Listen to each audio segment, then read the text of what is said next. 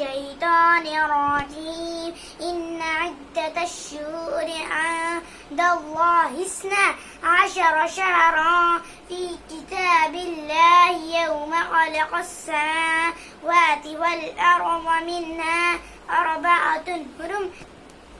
السلام علیکم. میں عائشہ فاطمہ عزیزہ اس محترم مبارک مہینے کی 10ویں تاریخ کو رسول اکرم صلی اللہ علیہ وسلم کے وفات کے نصف صدی کا عرصہ گزر جانے کے بعد محرم 61 ہجری کو نواز رسول اللہ صلی اللہ علیہ وسلم حضرت امام حسین رضی اللہ تعالیٰ عنہ کی شہادت کا دلفریاد واقعہ پیش آیا، جو تاریخ اسلام میں واقعہ کربلا کے نام سے یاد کیا جاتا ہے. شہدائے کربلا وہ مظلوم افراد ہیں جو غیر منصفانہ جنگ میں مار دیے گئے، جن کا قصور یہ تھا کہ وہ وقت کے حاکم کو درست تسلیم نہیں کرتے تھے.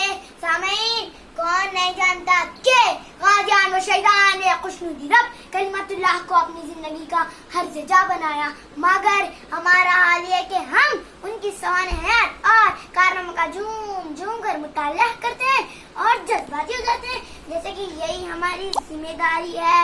مگر افسوس اس کی روشنی میں اپنے کردار کا جائزہ نہیں لیتے، محض ان کی قربانیوں کو بیان کرنا ہی بات عدل سمجھتے ہیں. ہمارے ہونٹوں پر خاموشی کا سایہ ہے اور یزید وقتہ خوف شامل ہے.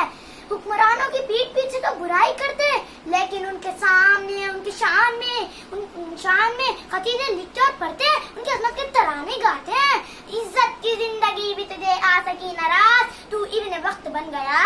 اے مرد حق شناس، میراث مشاق نہیں آج تیرے پاس. ایک لشکر امید ہے وہ بھی اسیر یاس. اب تجھ میں شان ہے نہ بلندی نہ افتخار، کل تک تو کہہ رہے تھے سبھی پائے کرے وقار. عزیزان گرامی، اللہ عمر ان کے مزاح، یہ حقیقت واضح کرنا چاہتی ہوں کہ مسلمانوں کی حالت زار کے ذمہ دار مختلف جماعتوں اور مختلف مسلک کے چند نام و نہاد ٹھیکیدار یعنی ہمارے موجودہ مذہبی رہنما ہیں، جو دن رات اپنے فرائض کی ادائیگی کے بجائے ذہنی سانچوں میں امت کو ڈھالنے اور ذاتی رائے تھوپنے میں لگے ہوئے ہیں.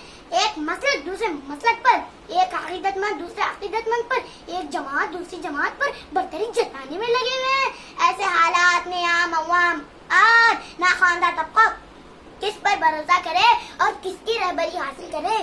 تو ادھر ادھر کی نبات کر یہ بتا کہ قافلہ کیوں لٹا. مجھے رہزنوں سے گلا نہیں، تیری رہبری کا سوال ہے. میں بتاؤں قافلہ کیوں لٹا؟ تیرا رہزنوں سے تھا واسطہ، مجھے رہزنوں سے گلا نہیں، تیری رہبری پہ ملال ہے.